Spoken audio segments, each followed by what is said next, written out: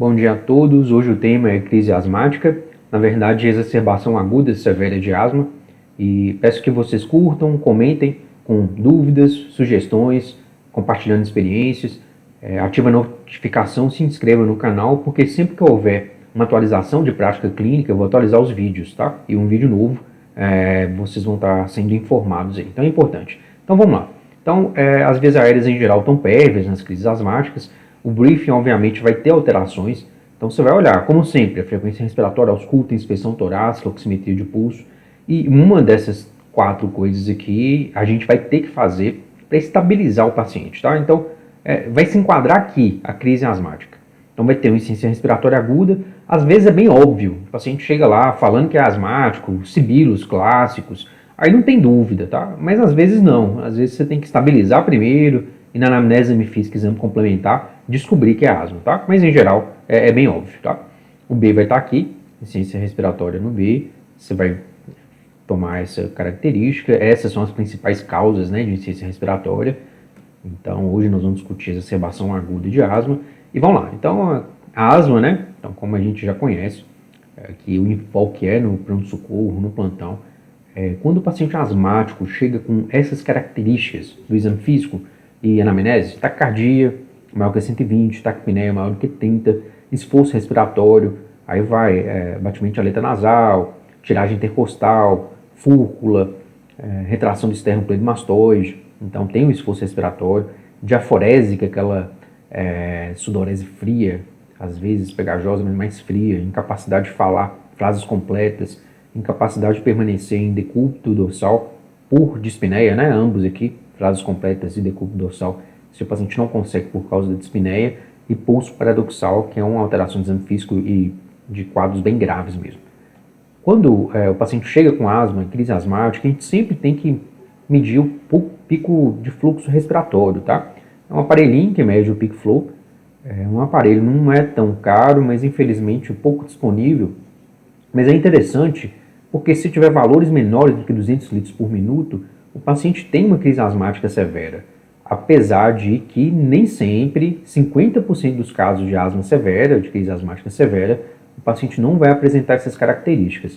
Daí a importância do peak flow, que deve ser medido se ele disponível.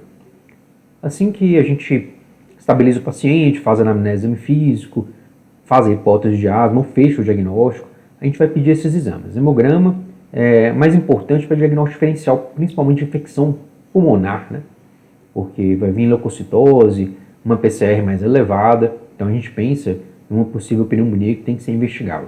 Função renal, todo paciente tem que ter íons, é importante, já que o tratamento da própria crise asmática com broncodilatadores, com beta-2 agonistas e corticoides pode levar principalmente a uma hipopotassemia, glicemia, então é comum a corticoterapia levar a hiperglicemia, a gente tem que ver isso. E a gasometria, né? Já que alterações gasométricas a gente consegue quantificar muitas vezes a gravidade do paciente com crise asmática e ter uma informação importante. Então esses exames a gente sempre vai pedir. Raio-x de tórax sempre vamos pedir também, embora não existam alterações radiológicas importantes na maioria dos casos. Então, em geral o raio-x é normal ou tem uma hiperinsuflação pulmonar característica, pela própria característica obstrutiva, né, de vias aéreas da asma, mas um raio-x inespecífico. Então o raio-x é mais importante nesses casos para o diagnóstico diferencial. Então pode ser uma pneumonia comunitária, pode ser um pneumotórax, até uma telectasia, da importância do estudo radiológico de tórax, que a gente sempre vai tentar pedir PA e perfil, que tem características melhores, né? A qualidade técnica é melhor quando é PA e perfil, entretanto nem todo paciente, ainda mais os graves, podem ser mobilizados da sala vermelha, né, do ponto de atendimento, para o setor de radiologia. Aí você vai pedir PA mesmo no leito, com as limitações técnicas que existem, mas é o que se pode fazer. O tratamento. Então a gente vai começar com oxigênio suplementar, cateter nasal até 5 litros, né? Se precisar mais do que isso, eu vou para máscara de alto fluxo, sempre com o objetivo de manter a saturação maior que 95 em pacientes gestantes e maior que 92 nos demais pacientes. Vamos sempre fazer broncodilatadores, né? Então, fenoteral, que é um beta-2 agonista, em geral na dose de 5 a 10 gotas. Ipratrópio, que é um anticolinérgico, 20 gotas e soro fisiológico. Você vai nebulizar de 20 em 20 minutos na primeira hora. Depois disso, em geral, a gente deixa de 4 em 4 horas e assim que o paciente melhora, a gente vai espaçando, por exemplo, para 6 em 6 horas. Mesma coisa a gente pode fazer com puff, com aerosol dosimetrado. Só tem que tomar um cuidado para ver se o paciente, ou mesmo a equipe de saúde, está administrando o puff corretamente. Se o paciente está inalando, conseguindo segurar o ar, né, prender a respiração, de forma que seja feita a melhor biodisponibilidade possível dessas medicações broncodilatadoras. Então, tem uma atenção especial quando a gente usa aerosol dosimetrado. Lembrando que o fenoteral, principalmente em doses mais altas, que a gente pode ser obrigado a fazer nas crises asmáticas graves, pode levar a hipopotassemia, tremores, taquicardias e até, em alguns casos, acidose metabólica. É mais raro, mas pode acontecer. E, enfim, a gente vai fazer também o corticosteroide, tá? Sistêmico. A prednisona 20mg, 40 a 60mg, ou seja, 2 a 3 comprimidos, de 24 a 24 horas, deve ser iniciada. A corticoterapia oral, ela é tão eficaz quanto a venosa. Então a gente passa a venosa só o paciente que está vomitando, que não tolera a medicação oral. Então a gente passa a venosa. Se não, pode passar a oral, já que o tempo de efeito é o mesmo. De 1 a 4 horas vai ter a biodisponibilidade, vai fazer o efeito e a efetividade é semelhante. Tanto da prednisona, que é a forma oral, como as formas de corticoide venoso, que são metilprednisolona, 40 a 60mg EV de 12 em 12, seria a prescrição de corticoide venoso ideal. E nos casos mais graves de CTI, a gente pode passar 60 a 80mg EV de 12 em 12. Na nossa prática, a gente acaba usando muito a hidrocortisona, 100mg EV de 8 em 8, embora não tenha grandes estudos que respaldem o uso de hidrocortisona para crise asmática, mas é mais barato, mais disponível, encontra-se em qualquer pronto-socorro. Então pode-se fazer, não é o ideal, não é o acadêmico, mas faz-se sim na prática. Lembrando que tem alguns médicos, por exemplo, que prescrevem hidrocortisona 500mg em dose de ataque e mesmo a metil. Só que não se tem benefício dessa dose de ataque de 500mg de hidrocortisona metilprednisolona.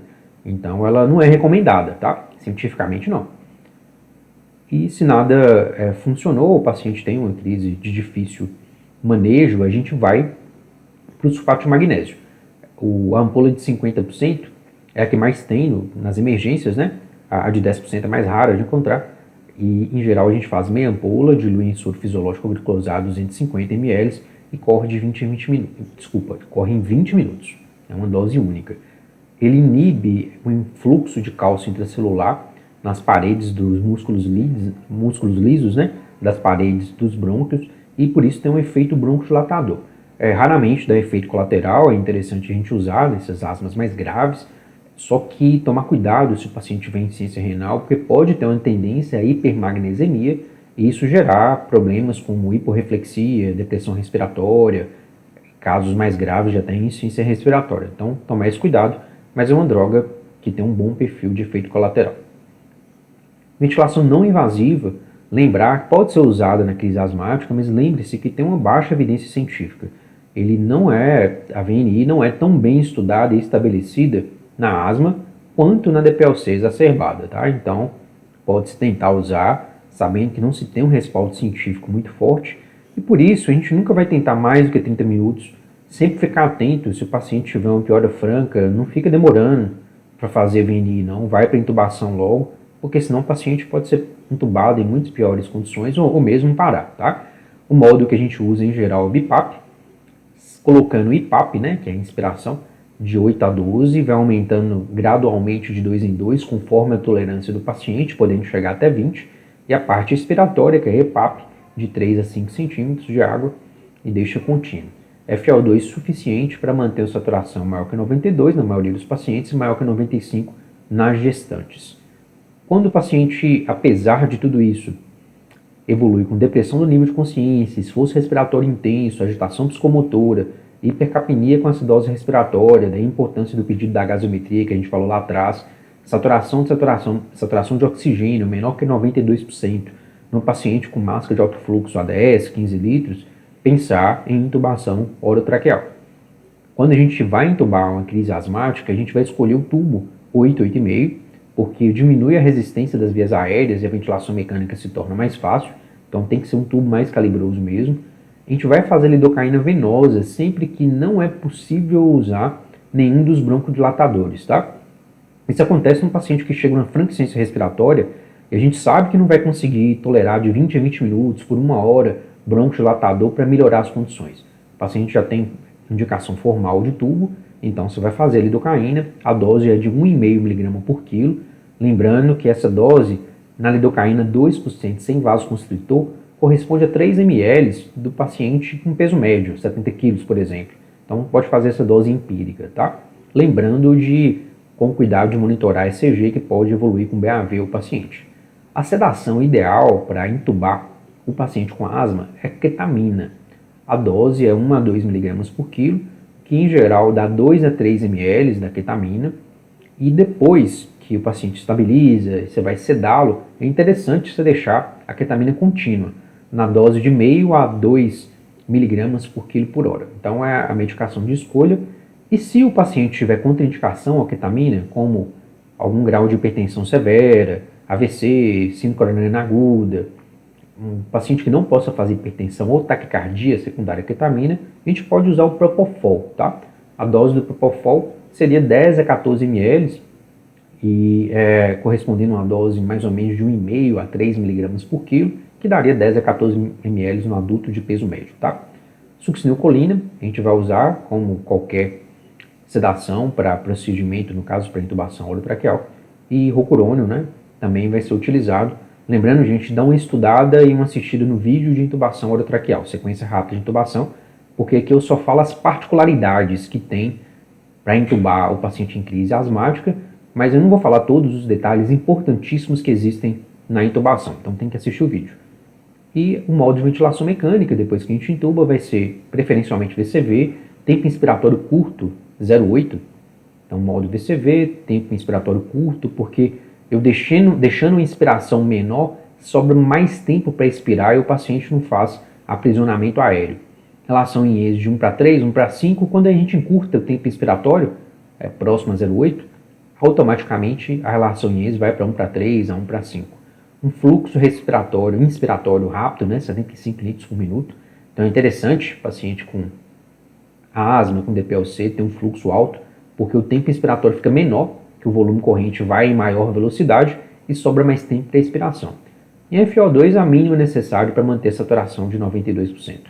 Então, recapitulando e contextualizando o tratamento de crise asmática, de exacerbação aguda severa de asma, basicamente vai ser, no atendimento ao paciente grave clínico, né, na emergência clínica, vai ser isso aqui. O paciente chega em insuficiência respiratória, eu vou tentar estabilizar com uma dessas coisas, tá? Faço o diagnóstico de crise asmática de cara lá, já para apresentação pelo paciente, ou não, né? Às vezes eu preciso da anamnese do exame físico, mas muitas vezes dá para suspeitar ou diagnosticar. A gente faz a nebulização, igual falado no slide anterior, e o sulfato de magnésio e VNI, você pode tentar. Tem uma baixa evidência, mas pode se tentar, tá? Se nada disso funcionar, vocês vão em seguida para intubação orotraqueal e ventilação mecânica com aqueles parâmetros, aquelas particularidades que a gente falou nos slides anteriores. No paciente que você estabiliza, com oxigênio, com VNI, até com intubação, mas estabilizou, eu não tenho certeza da causa da insuficiência respiratória, você parte para o ABCD secundário, que é a anamnese e exame físico. Aí você vai pedir exames complementares que vai identificar a sua hipótese.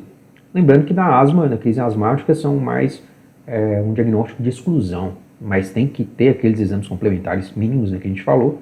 E uma vez diagnosticando, com certeza, presumindo que o diagnóstico seja esse, você vai dar oxigenoterapia, bronchodilatador, corticoide sistêmico, sulfato de magnésio e a prescrição padrão do paciente grave. Então é isso, obrigado pela atenção e até